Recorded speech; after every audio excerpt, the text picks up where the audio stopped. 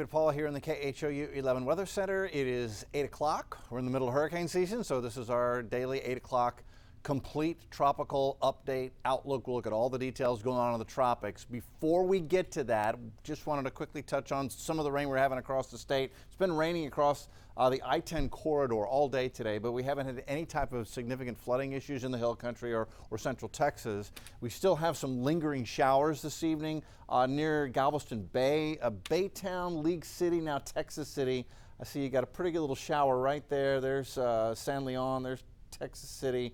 And so there is a shower there, and then Baytown, you're getting wet. There's some drizzle here, League City, across the Gulf Freeway, but that's about it. Galveston Island's getting kind of drippy, but this has been showing signs of fizzling out. I do think we're going to have some showers overnight, and tomorrow I've raised the rain chance to 60%, so I do think it will be wet one more day before lower humidity comes in, and we'll look at that extended forecast for us here in just a second.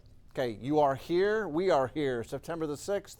We are near the statistical peak of hurricane season in the Atlantic Basin. That is September the 10th. Really, anywhere in that area, you expect to see some sort of activity going on in the tropical Atlantic. At least the stats over the past 30 years say we should have a storm going on out there. Forecast from Colorado State for 16 storms, total named storms by the end of the season. Normal is 14 named storms. They're expecting 8 hurricanes and 3 major hurricanes. That's Cat 3 or above. So far, how did that happen?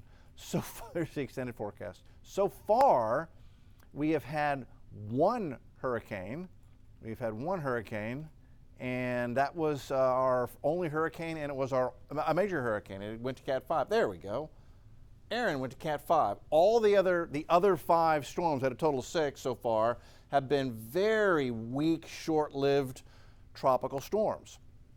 It's interesting, every hurricane season sort of has its own flavor, and this one so far has been weak tropical storm, weak tropical storm, weak little tropical storm, tiny little tropical storm. Fernand was a tiny little tropical storm, came and went in about 24 hours. So it's been the tiny, short-lived tropical storm season so far, but punctuated by one powerful hurricane, Aaron, which went to Cat 5. That's the one that missed all land masses. So here we are this time of the year, September. The entire basin's wide open for business. And if you'll remember, we've been tracking a spot out here in the open Atlantic for the past several days that earlier this week, the Hurricane Center had a 90% chance for development on. We'll have an update on that in just a moment. Big changes have happened. First of all, where are we as far as ocean heat content? There's plenty of it out here. It's deepest, thickest here in the Western Caribbean and southeastern Gulf of Mexico. Ocean heat content takes into account sea surface temperature and how deep that warm water goes. So you get a total picture of how much energy is available for a developing storm or hurricane to feed on. When hurricanes go through warm water, they don't just take energy off the surface or the skin of the water.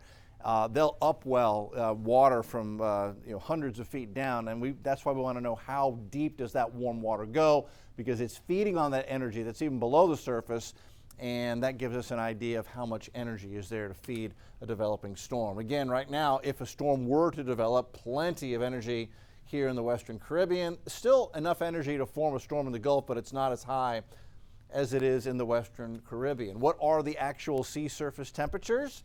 87 up here off the coast of Florida, 87 here in the Central Gulf, 87 here the Yucatan Channel, Central Carib 82, Eastern Carib 85. Anything above 80 is like checking a box. That gives you enough energy to form a tropical storm or a hurricane. Just because you have super warm water like we have here in the Gulf doesn't mean you're automatically going to get hurricanes. You could have none, even though the water temperature could be 90 or above. Other ingredients are actually much more important than just the surface temperature, but you got to be above 80 to have tropical storm formation. Big picture, main development region here in the open Atlantic, and this is where we look this time of the year for development, and you see sea surface temperatures are at or above the threshold of 80 degrees. So what's going on out here right now? Nothing in the Carib, nothing in the Gulf, nothing knocking on the door. This is the wave we've been monitoring. But my friends, it is not developing, and we started seeing this trend a couple of days ago when the European model just let go and couldn't find it. The American was still showing something, but the Euro was like, nope, not going to develop. Well, nothing is developed. The Euro is definitely on the right track. We've got a little wave out here, but that's it. And this is the evening update. This came out just within the past hour and a half. 0% chance for development, says the Hurricane Center. That is down from a 90% chance of development they had on this a day and a half ago. It just shows you how quickly things can change this time of the year in the tropics. And just because there's nothing showing up here as far as brewing systems in the Caribbean or the Gulf, we got to pay attention each and every day. Take it one day at a time. Tropics can change quickly, and that's what's happened out here. That system just not going to develop, and we'll run the models on it. The entire basin now through Tuesday, no development. What you would be looking for would be something that looked like this. Isobars, closed circles stacked up with each other. That would be what a developing system looked like. That's what we had on the Euro and GFS earlier this week for that little wave out here, but they have vanished, so we're not seeing that. We'll move forward in time all the way through the end of the work week Friday. You know, these long, straight isobars indicate lines of equal pressure, nothing getting organized. Gulf of Mexico's clean. So at least for now, modeling and the Hurricane Center say no new development through the weekend and through next week, which is not unheard of in the peak of hurricane season, but it can happen. I've seen seasons like this before, and it just looks like we're going to be very quiet as we go through the official statistical peak of the season right around September the 10th. So the biggest reason it appears that this system out in the open Atlantic is not developing is because this plume of dust, remember, it's trying to develop. That's where the wave is, right there. And you can see it's completely engulfed in this wave of Saharan dust that came off the coast of Africa a couple of days ago. And that dust is just moving right along with that system as it's trying to develop. Again, dust is a layer above the surface of sinking dry air. So any storms that try to develop, that lift into that sinking dry air, just get squashed. So dust having a significant impact on the hurricane season here at the peak of the season right now. Okay, let's go back home. Sunday, tomorrow, rain chances are up, 40% in the morning, 60% chance for rain and thunder showers for noon and into the afternoon, high temp near 90. This is a front coming in. It is technically a cold front. It's not going to make it cold, but it is going to make things much more comfortable. Look at this. So there's your rain chance on Sunday, 60%. Monday, lower humidity. That front comes through overnight Sunday night. So lower humidity, lower dew points.